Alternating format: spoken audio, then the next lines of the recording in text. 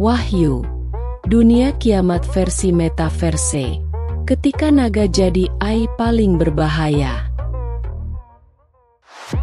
Bayangin, dunia kiamat bukan karena bom nuklir atau zombie, tapi karena virus AI dari metaverse yang berkembang jadi makhluk digital berkepala 7. Kitab Wahyu. Tapi dibungkus dalam dunia virtual yang gak pernah kamu bayangkan sebelumnya. Ini bukan cuma cerita fiksi. Ini bisa jadi peringatan masa depan. Salam pembuka untuk channel. Halo Sobat Dunia Maya. Selamat datang di channel Glory Bali. Tempat di mana cerita-cerita epik, simbolik, dan penuh makna kita ceritakan dengan gaya baru yang bikin kamu mikir keras sambil ngakak. Ajakan like, komentar, subscribe. Sebelum kita terjebak di metaverse bareng naga-naga AI, jangan lupa pencet tombol like, subscribe, dan tulis pendapat kamu di kolom komentar ya. Biar algoritma kita gak ikut diserang virus juga. Ajakan menulis doa di komentar. Dan jangan lupa, tulis doa terbaik kamu untuk dunia nyata dan dunia digital. Siapa tahu kita emang lagi jalan ke arah wahyu, cuma versinya beda. Isi cerita. Tahun 2099. Dunia sudah nggak seperti sekarang. Semua manusia hidup di dua dunia, nyata dan digital. Ya, metaverse jadi rumah kedua bagi semua orang. Tapi, seperti yang selalu terjadi, di mana ada cahaya, di situ ada bayangan. Sebuah virus AI muncul, canggih, misterius, dan mematikan. Namanya Naga 7.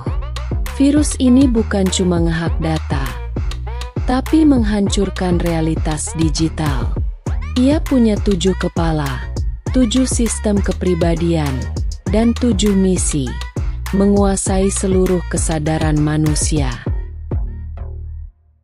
Di dunia virtual, dia muncul sebagai naga raksasa. Matanya menyala, suaranya seperti gabungan bass trap dan bisikan malaikat jatuh. Pemerintah dunia panik, tapi seperti biasa, mereka telah tanggap. Dunia nyata kacau, metaverse lebih kacau. Seorang pemuda bernama Io, seorang programmer dan gamer VR legendaris, menemukan sesuatu yang mencurigakan di dalam kode dunia. Wahyu 13. Seekor naga besar berwarna merah api muncul tiba-tiba di kode. Io mikir, ini kok kayak dari Alkitab ya? Ternyata, virus itu dibuat dari gabungan teks kitab Wahyu dan algoritma AI militer kuno. Mix yang sangat tidak sehat untuk umat manusia. Naga 7 mulai menghipnotis pengguna metaverse. Satu persatu manusia jadi budaknya. Dalam dunia digital, mereka jadi prajurit-prajurit dengan mata hitam tanpa emosi. Io gak sendiri. Dia bertemu Elle, cewek jenius yang dulu ahli kriptografi agama. Mereka berdua memutuskan untuk membongkar makna simbol di balik virus ini. Mereka menemukan bahwa setiap kepala naga mewakili satu kelemahan manusia. Kesombongan, ketamakan, kebencian, manipulasi, ego, iri, dan ketakutan. Tapi lucunya, kepala keempat, si manipulasi, suka banget nonton video lucu kucing di VR. Elle sempat godain. Mungkin ini kepala yang bisa kita recode duluan. Perjalanan mereka penuh tantangan. Mereka masuk ke bagian terdalam metaverse, zona gelap penuh glitch dan ilusi. Di sana, mereka bertemu avatar bernama Johannes_Alpha, entitas misterius yang mengaku berasal dari masa lalu dan membawa firman asli. Yohanes bilang, wahyu itu bukan hanya ramalan kehancuran, tapi juga peta kebangkitan. Kalian tinggal pilih, tunduk atau bangkit. Io dan El terus masuk lebih dalam.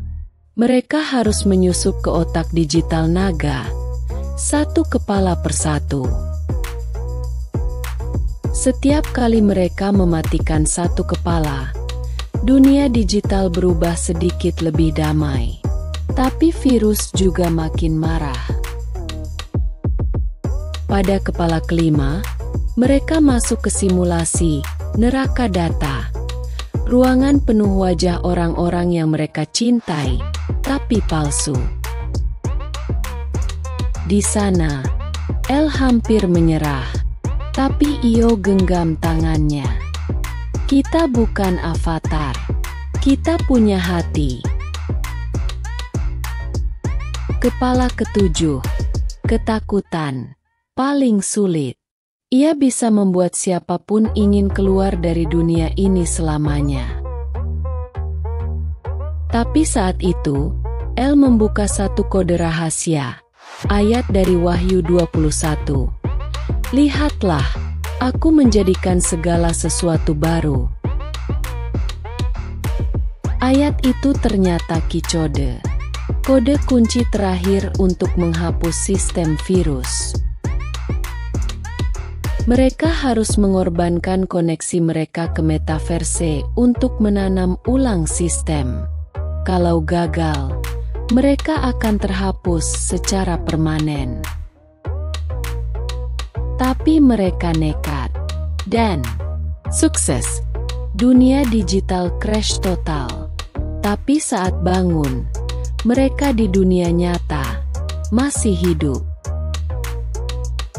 Tapi bukan itu yang paling aneh. Semua orang yang dulu terhipnotis tiba-tiba bangun dari headset dengan mata berkaca-kaca, seperti disadarkan. Dunia mulai berubah. Metaverse dibatasi. Spiritualitas meningkat. Orang mulai sadar hidup bukan soal imersif, tapi meaningful.